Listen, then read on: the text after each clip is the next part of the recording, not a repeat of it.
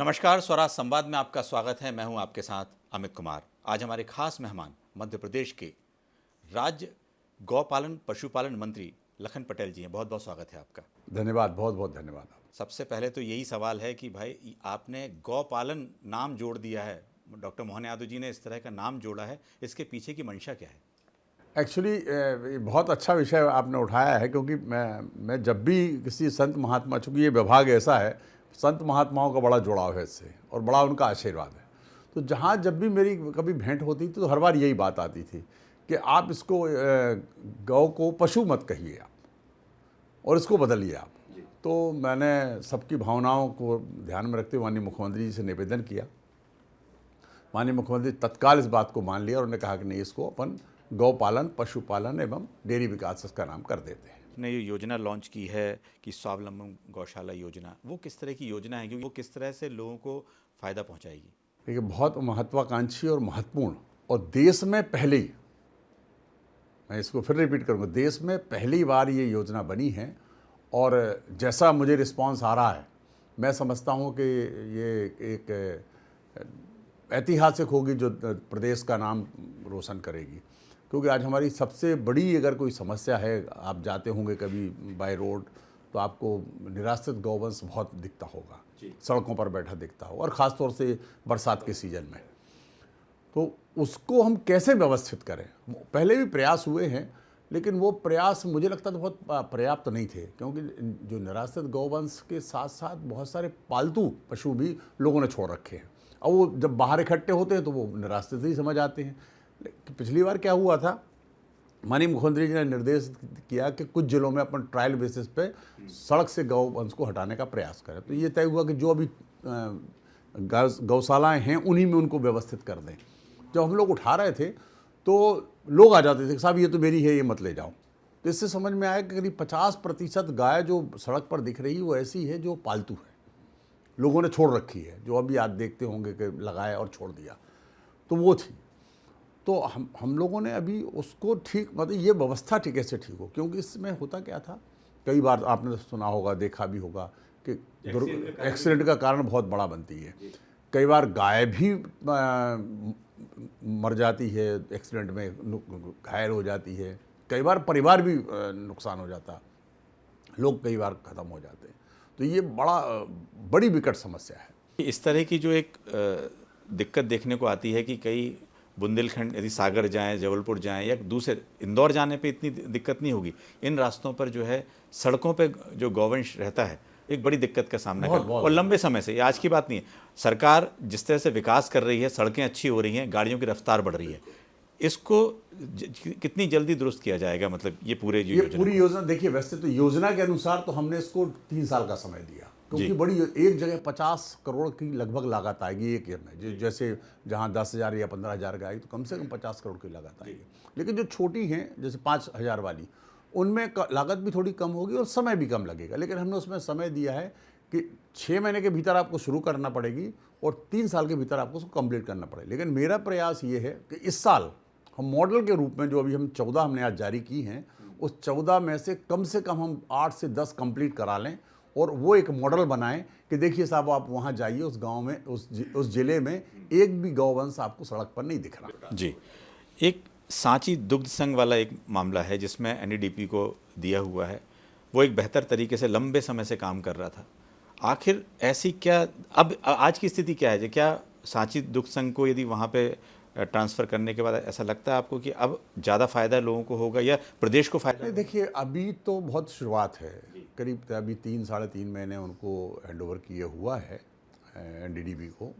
NDDB plan कर रही है, जो हमारा अभी तक अप्रोच था, लगभग 6,000 सोसाइटियाँ थी, हमारे दूध सोसाइटियाँ थी। अब उनको हम 15,000 से ऊपर सोसाइटियाँ बनाने का प्लान कर रहे हैं। और अभी जितने हमारे गांव लगभग 56,000 52,000 गाँव हैं, जिसमें से हम 28,000 गाँव तक पहुंचने का प्रयास है हमारा। इसमें एनडीडीबी का जो प्लान है पूरा, वो ये 26,000 गाँव तक हम लगभग जाएंगे। और आज की तारीख में जो हम पहले दुग्ध उत्पादन संकलन कर रहे थे, प्रतिदिन एवरेज जो हमारा मिल्क कलेक्शन था वो लगभग 10 लाख लीटर का था, जो हम करके प्रोसेस करके पूरे 6 ही हमारे दुग्ध संघों में सब कर रहे थे। उसको चूंकि हम लोगों ने जब टारगेट लिया था इसको एनडीडीबी को देने की जब बात थी तो ये था कि हम 20 लाख लीटर पर डे करेंगे, मतलब दुगना करेंगे।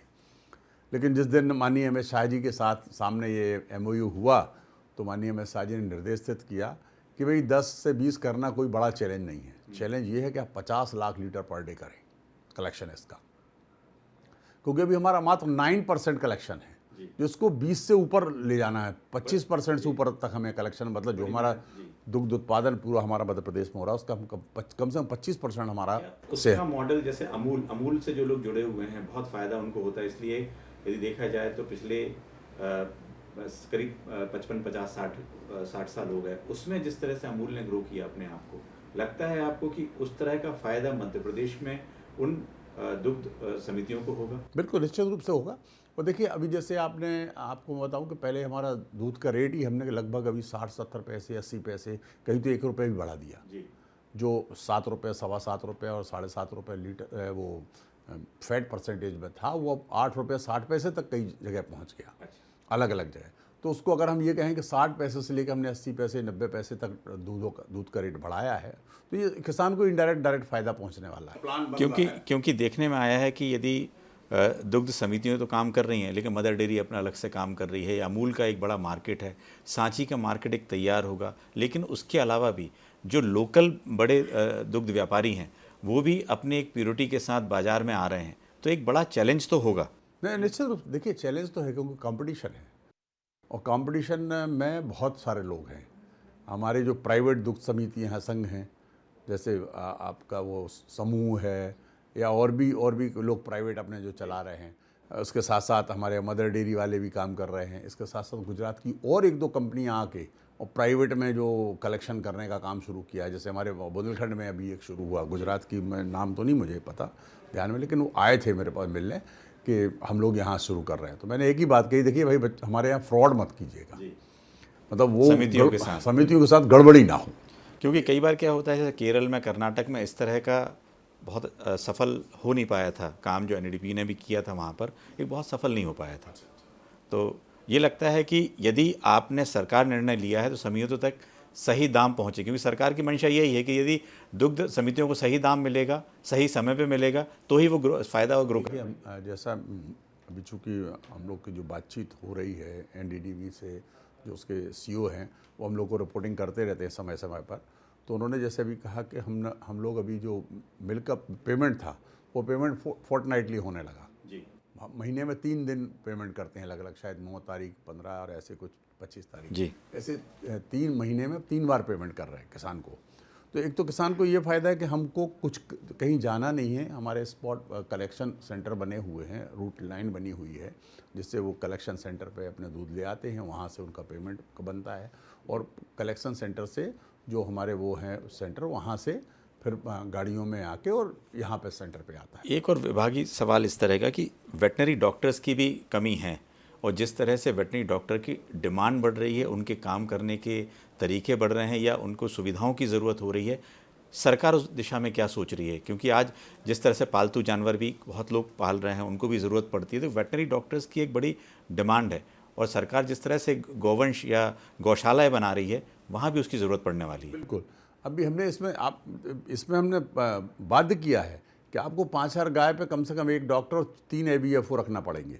उसको हमने योजना में डाला है, उसको पूरा कंप्लीट इस तरीके से उसको बनाने का प्रयास कर रहे हैं कि वहाँ पर लोग पिकनिक मनाने भी जाएं और वहाँ घूमने भी जाएं लोग, इस तरीके से बनाने का प्रयास है हमारा। उसको बहुत बढ़िया मॉडल हम लोगों ने तैयार किया, वो बड़ी मेहनत के साथ हम लोग लगातार पिछले 6-7 महीने 8 महीने से इस पर काम कर रहे। जब हम लोग आज इस पे पहुँचे और मैं आपके आने के कुछ दिन पहले मैं PS को बधाई दे रहा था कि भाई ये हम लोग आखिरकार इसमें आज इसको जारी कर दिया, क्योंकि 3 करोड़ आपके पास यदि गौवंश है तो आपको 300 गाड़ी तो कम से कम चाहिए प्रदेश भर में। वो तो हमारे पास 406 है, हर ब्लॉक में जो हमारे एक गाड़ी है और कुछ शहर में भी है, ऐसे कुल मिला के 406 हमारे पास गाड़ियाँ हैं और हम चला भी रहे। आपको सिस्टम इतना बढ़िया है, आप कभी जाके हमारे ऑफिस में देखोगे तो आपको हम यहाँ बैठे बैठे सब कुछ बता सकते हैं। वो गाड़ी कहाँ खड़ी है, कितना डीजल है उसमें, वो कितने किलोमीटर चली है, आज उसने क्या किया, हम यहाँ बैठ के सारा आपको नेट पे दिखा सकते हैं। एक सवाल यह है कि जिस तरह से बुंदेलखंड की यदि बात करें, बुंदेलखंड से आप जो है एक उभरते हुए नेता, और ये कहा जाए कि आपने 2 बार के विधायक भी हैं, लेकिन जयंत मलैया जो हैं वहाँ के एक बड़े वरिष्ठ नेता हैं और कद्दावर नेता भी हैं। उनकी जगह आपको उस क्षेत्र से आपको मंत्री बनाया गया, तो किस तरह से आपकी अपनी सोच है कि किस तरह से बुंदेलखंड को डेवलप करेंगे आप? देखिए, उनकी जगह तो कोई नहीं ले सकता।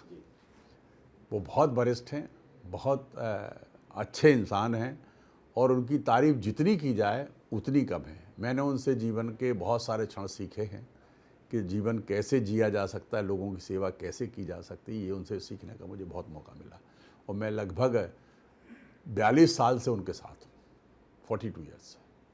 और इतने वर्षों में हम लोग एक ही पार्टी में काम कर रहे हैं, उनके नेतृत्व में काम कर रहे हैं। कभी ऐसा नहीं हुआ कि क्लैश हुए हों, कभी भी।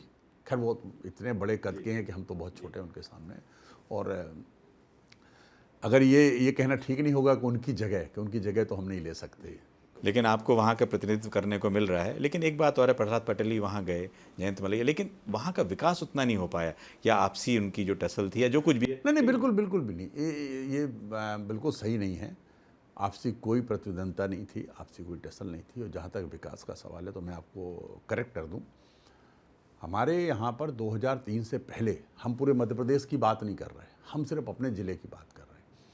मात्र एक ब्लॉक हमारा ऐसा था, जवेरा ब्लॉक, जो थोड़ा सा सिंचित था, इरिगेटेड था।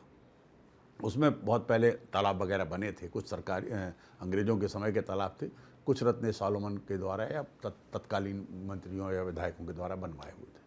और ना दमोह, बाकी 5 ब्लॉक हैं, 7 ब्लॉक हैं टोटल, उसमें से कहीं कोई सिंचाई के सोर्सेज नहीं थे।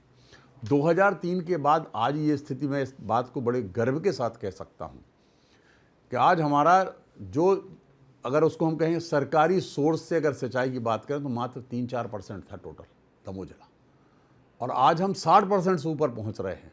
तो उसमें बहुत बड़ा योगदान माननीय मलैया जी का है, और थोड़ा बहुत मेरा भी जी। एक चीज़ और है कि बुंदेलखंड को डेवलप्ड करने के लिए, डेवलपमेंट की राह पे ले जाने के लिए आपकी तरफ से क्या योजना है? क्योंकि देखा जाए तो सागर थोड़ा बहुत डेवलप हो गया है, लेकिन दमोह, पन्ना, छतरपुर या और आसपास की जितनी भी वहाँ देखा जाए, वो डेवलपमेंट वैसा नहीं हो पा रहा है जैसे अभी आपने कहा कि मालवा एक डेवलप्ड हो चुका है। उसके पीछे क्या मानते हैं आपकी, आखिर क्या ऐसी वजह रही कि 20 साल से लगातार बीजेपी की सरकार रही? मैं वही बात कह रहा हूँ आपसे। सौभाग्य से मैं उस परिवार से, जैसे मैंने पहले भी कहा, किसान परिवार से आता हूँ, और किसान परिवार के साथ साथ मैं स्टेट बैंक में भी रहा हूँ। स्टेट बैंक में एग्रीकल्चर फील्ड ऑफिसर था। तो एग्रीकल्चर का काम होने के कारण हम किसान से जुड़े हुए थे, और मैंने वो समय भी देखा है जब किसान की स्थिति क्या थी, और आज का समय भी मैं देख रहा हूँ किसान की स्थिति क्या हो गई। जो बदलाव मैं जितने अच्छे से मैं देख सकता हूँ, उतने अच्छे से कोई दूसरा नहीं देख सकता, क्योंकि मैंने उस समय उस गांव में जाकर के भी देखा, और आज भी मैं गांव जाता हूं तो आज मैंने देखा। तो ज़मीन और आसमान का अंतर। देखिए, किसी भी ज़िले का हो चाहे किसी भी एरिया का, विकास का एक पैमाना यही होता है कि लोगों की जीवन का स्तर बदल जाए। और मैं आपको इस बात को दावे के साथ कह सकता हूं कि हमारा ज़िला बहुत बदला है, जितना हमने कभी सोचा नहीं था। आने वाले समय में बुंदेलखंड पंजाब को पीछे छोड़ देगा, मैं आपको गारंटी देता हूं। बिल्कुल। एक मैंने आपके कई वीडियोस देखे, वायरल वीडियो भी देखे, जहाँ पे आप बच्चों से बात कर लेते हो, उनकी जो वो कहना चाहें उसको पूर्ति कर देते हैं, छात्राओं से बात आप कर लेते हो। आप किस तरह से आपको लगता है कि आप अपने क्षेत्र में सबका विकास कर पाएँ? देखिए, ऐसा है, बड़ा काम है, और बस एक ही मुझे लगता, एक ही बात लगती है मुझे, कि जनप्रतिनिधि जनता से दूर ना हो। जनप्रतिनिधि ऐसा व्यवहार हो, ऐसा लोगों के साथ संपर्क हो कि लोगों को ये लगे कि हम इससे कभी भी बात कर सकते, कभी भी हम इनको फ़ोन कर सकते, कभी भी इनको कोई बात कह सकते हैं, और आम जनता चलते हुए आदमी को रोक ले, वही सही है, वही सही जनप्रतिनिधि। और अपनी बात कहने में उसको हिचक ना हो। मुझे लगता है कि क्षेत्र में भी रहता हूँ, बहुत शालीनता, सहजता, सरलता से, मुझे कभी कोई ऐसा नहीं होता कि मैं मंत्री हूँ तो मेरे पास 10 गाड़ी घूमे। मैं अकेला, अभी भी, पहले भी मेरी आदत थी कि मेरे साथ बहुत ज़्यादा लोग मतलब नहीं। मैं जाता हूँ, मैं घर से निकलूँगा तो एक गाड़ी में, भले ही क्षेत्र में जाते जाते मेरे साथ 6 गाड़ी हो जाए, 5 गाड़ी हो जाए, तो वो कार्यकर्ताओं की होती हैं, अपनी होती हैं, और अपने कार्यकर्ता होते हैं। आप 2013 में जीते, 2018 में हारे, 23 में जीते, लेकिन लगातार आपकी सक्रियता बनी रही और ये कहा जाए कि उसके बाद आप 10 सालों में देख रहे हैं बुंदेलखंड का विकास जिस तरह से होना चाहिए, आप उस दिशा में किस तरह से काम करेंगे? आप अकेले मंत्री, 2 जिले आपके पास भी हैं प्रभार में। देखिए, मुझे लगता है कि विकास का पैमाना अगर हम तय करें जहाँ पर टोटल एग्रीकल्चर पर डिपेंडेंसी हो, तो मुझे लगता है सिर्फ एक ही काम अगर हो जाए बहुत ठीक तरीके से, सिंचाई का, तो अपने आप लोगों की किस्मत बदल सकती है। और बुंदेलखंड में, और मेरे ज़िले की बात करें और बुंदेलखंड की बात करें, तो आपको 2 एग्जाम्पल दूंगा तो आपको बात समझ में आ जाएगी। हमने अपने पिछले टेन्योर में 5 सिंचाई की बड़ी बड़ी परियोजनाएं हमने सैंक्शन कराई, जो आज धरातल पर आ गई हैं। 1-2 तो पानी मिलना शुरू हो गया, 1-2 का और मिलना इस साल से या अगले साल से शुरू हो जाएगा जी। तो कुल मिला के अगर हम ये कहें कि आने वाले कुछ समय में हमारा पूरा जिला दमोह, पन्ना, छतरपुर, टीकमगढ़ और सागर, ये 4-5 जिले सिंचाई के मामले में नंबर 1 पे पहुंचने में मुझे कोई संकोच नहीं है इस बात को कहने में कि बहुत जल्दी ये सब पहुंच जाएंगे। क्योंकि हमारी जो ये योजनाएं, जो बड़ी बड़ी योजनाएं आ रही हैं, उससे नदी से नदी को जोड़ने वाली, अभी माननीय मुख्यमंत्री जी ने एक बहुत महत्वपूर्ण और इतनी कारगर योजना घोषणा की है जी। नर्मदा नदी को हमारे कोपरा और सुनार से जोड़ना। नर्मदा नदी को कोपरा और सुनार से जोड़ने के लिए तो हम वो स्कीम बनवा रहे हैं, उसको थोड़ा टाइम लगेगा, परंतु वो उसके होने से क्या होगा, सागर पूरा और हमारा दमोह जो बीच दोनों में से निकल के जाती है वो नदी, और आगे जाके फिर वो पन्ना के आगे जाके कैन बेतवा मिल के और फिर वो पहुँचती। तो ये जो हमारे अभी स्टाफ डैम से हम लोग पहले सिंचाई कर रहे थे, तो स्टाफ डैम से सिंचाई हो रही थी, उसमें एक तो ये हो गया कि अब स्टाफ डैम खाली हो जाता तो अब कुछ नहीं, तो इससे हम जब चाहे जब स्टाफ डैम भर देंगे तो वो पानी हमारा 12 महीने लगभग उन डैम्स में होगा। मुझे लगता है कि विकास का अगर हम एक छोटा सा एग्जाम्पल आपको दें तो 3 साल पहले हमारे यहाँ गर्मी की कोई फसल नहीं होती थी, कोई क्रॉप। इस बार 14,000 किसानों ने मूंग का पंजीयन कराया दमोह जिले में, 14,000 किसानों ने। तो आप इससे समझ लीजिए कि मूंग जहाँ एक दाना नहीं, 1 एकड़ में नहीं होती थी, 14,000 किसानों ने मूंग का पंजीयन कराया। तो इस सिंचाई तो गर्मी की बड़ी है, अगर नहीं बड़ी होती तो कैसे पानी आता आदमी का। और डैम बनने से सिर्फ पानी पहुंचने से नहीं, वाटर लेवल भी बढ़ गया, तो जहाँ कुओं में पानी रहता था, बोरों में पानी रहता, उससे बढ़ गया। एक तो जो आपका अभी यदि स्वावलंबन वाले जो योजना चला रहे हैं उसमें ही फायदा मिलेगा, बिल्कुल प्लांट वगैरह बनेगा उसमें। वो तो हो ही रहा। उसमें एक गौशाला में आप मान के चलिए कम से कम 500 परिवारों को काम मिलेगा, कम से कम 500 परिवार एक गौशाला में। और दूसरा इससे लाभ दूसरा भी होगा। तीसरी बात जो हम ये बात कर रहे हैं ना इसकी फैक्ट इंडस्ट्रीज़ की, अगर ये हमारी दोनों, हमने भी 800 एकड़ का इंडस्ट्रियल एरिया डेवलप किया है हमारी विधानसभा में, जो एक टेंडर भी हो गया, दूसरा प्लान में है। तो इससे क्या होगा, हमारे पास बैंक लैंड होगा तो इंडस्ट्री तो आएंगी, आज नहीं आएगी कल आएगी।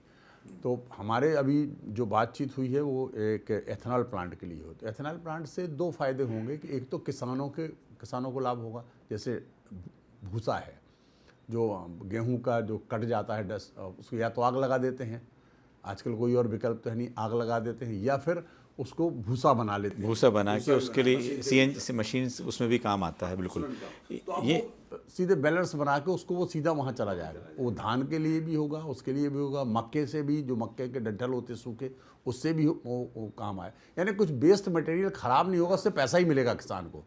एक आरोप और है, मतलब ऐसा लोग कहते हैं कि जो कांग्रेस से नेता आए हैं उससे कुछ देखा जाए तो एक अजीब बुंदेलखंड में की स्थिति ज़रूर बनी हुई। सागर में आप देखेंगे जो वरिष्ठ नेता हैं वो अलग राजनीति कर रहे हैं, गोविंद सिंह अलग जा रहे हैं, उससे बुंदेलखंड के विकास में कहीं ना कहीं रोड़ा बनता है। देखिए, ये कुछ ऐसा मुझे लगता नहीं है, लेकिन ये कई बार मीडिया के माध्यम से भी बात चल पड़ती है। कई बार कोई ऐसा इंस्टांस हो जाता है जिससे कि इसको लगने लगता है कि नहीं, बिल्कुल 2 फाड़ हो गए।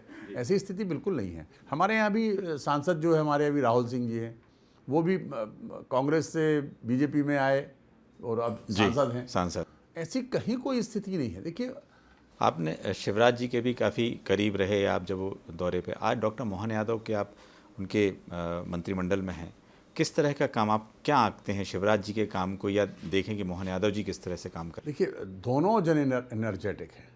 हमेशा एक नई सोच के साथ आगे बढ़ने का काम करते हैं।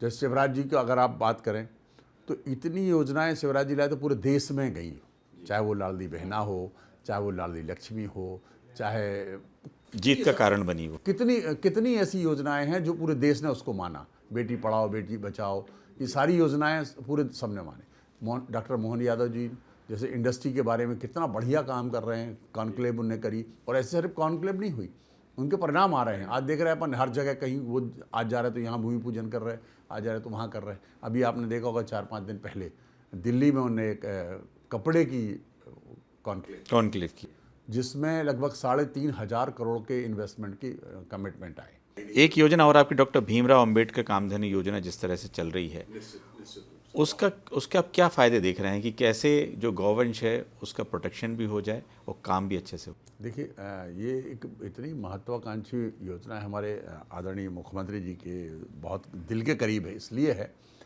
कि हमेशा वो कहा करते हमारे पहले भी बहुत सारी योजनाएं हैं विभाग की, 2 गाय की, 4 भैंस की, या ऐसी कई योजनाएं अलग अलग नाम से चलती हैं। लेकिन उनका हमेशा कहना होता था कि यार ये ड्रास्टिक चेंज नहीं ला सकते लोगों के जीवन में, तो आप कुछ बड़ी योजना बनाइए। तो हम लोगों ने एक बड़ी योजना बनाई कि एक यूनिट 25 गाय या 25 भैंस की है, जिसकी यूनिट कॉस्ट 42 लाख रुपए है। उस पर हम सब्सिडी भी दे रहे हैं, यानी SC और ST के लिए 33% सब्सिडी दे रहे हैं, और OBC और जनरल के लिए 25% सब्सिडी दे रहे हैं, यानी लगभग 10.5 लाख के आसपास सब्सिडी दे रहे हैं। और ये एक आदमी अगर पात्र है तो वो 8 यूनिट यानी 200 गौवंश तक ले सकता है, या भैंस वंश 200, यानी ये पहली बार इतिहास में पूरे हिंदुस्तान में कोई इतनी बड़ी योजना नहीं है जिसमें 200 गाय या 200 भैंस एक आदमी ले सकता है। एक सवाल, जैसे आपने देखा कि आप बैंक से आए, लेकिन आप एक खिलाड़ी के रूप में भी आप बहुत अच्छे रहे हैं। लगता है कि मध्य प्रदेश में भी वो नाम होना चाहिए, दूसरे राज्यों में होता है जो खिलाड़ी आगे जाते हैं।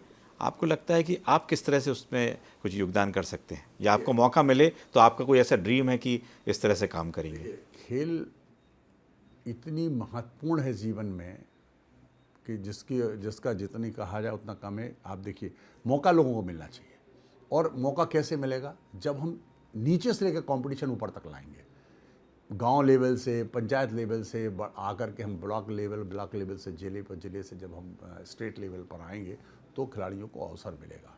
अभी आपने देखा होगा कि हमारे दमोह बहुत छोटा है, लेकिन वहाँ से नेशनल प्लेयर कई हुए और इंटरनेशनल प्लेयर भी वहाँ से हुए हैं। हॉकी में 2-3 लोग इंटरनेशनल प्लेयर भी हुए हमारे यहाँ से, और दूसरे खेलों में भी वॉलीबॉल, हमारे पर्टिकुलर मेरी विधानसभा में वॉलीबॉल से नेशनल प्लेयर 4-5 हुए, और आज भी वॉलीबॉल की नर्सरी कहा जाता है मेरे 10-12 गाँव को। बिल्कुल, क्रिकेट खेलता है। आप भी बड़े फिट हैं, और लगता है आप खाली समय में आप किस तरह से अपने आप को लगाते हैं, जैसे हॉबी तो नहीं कहेंगे, लेकिन आप क्योंकि कितने व्यस्त जीवन में हॉबी शब्द का इस्तेमाल तो नहीं करेंगे, लेकिन आप किस तरह से आपको फिट रखने के लिए और अपने समय को और किसी अध्यात्म या किसी चीज़ में आप लगाते हैं? देखिए, मैं बहुत ज़्यादा टेंशन लेने वाला व्यक्ति नहीं हूँ। हाँ, मैं अब जी तो ज़रूर खेलना बंद हो गया, नहीं तो मेरा लगातार क्लब में बैडमिंटन में पिछले 7-8-10 साल से बंद हुआ, तो रोज़ अनवरत खेलता था मैं। छतरपुर रहा तो वहाँ पर भी, दमोह में भी क्लब नहीं थे तो हम लोगों ने छोटे से स्कूल के उसमें क्लासरूम में खेलते खेलते आज हमारे यहाँ दमोह में 3 बड़े बड़े स्टेडियम हैं, और खेल रहे बच्चे निकल रहे हैं। तो खेल से तो मेरा बहुत दिल का नाता है। आपका कोई ऐसा ड्रीम मिशन या कुछ है, आपको लगता है कि अपने इस मंत्री जो कार्यकाल है इसमें कुछ ऐसे करने का? आखिरी सवाल है, क्या कुछ है? मेरा बस एक ही सपना है कि लोगों का जीवन बदल जाए, लोगों के जीवन में खुशियाँ भर दूँ, अपने सेवा कार्य से, अपने अवसर से लोगों को कैसे हम लाभ पहुंचा सकें, बस यही मेरा सपना है। और मैं हमेशा चाहता हूं कि किसान उन्नत हो, किसान की तरक्की हो। जी, आपको बहुत बहुत शुभकामनाएं कि आप लोगों का जीवन बदलने की दिशा में किस तरह से काम कर सकें। ये थे लखन पटेल जी, जिन्होंने बड़ी बेबाकी के साथ सभी सवालों के जवाब दिए। अगले हफ्ते फिर हाजिर होंगे किसी नए मेहमान के साथ। बहुत बहुत धन्यवाद।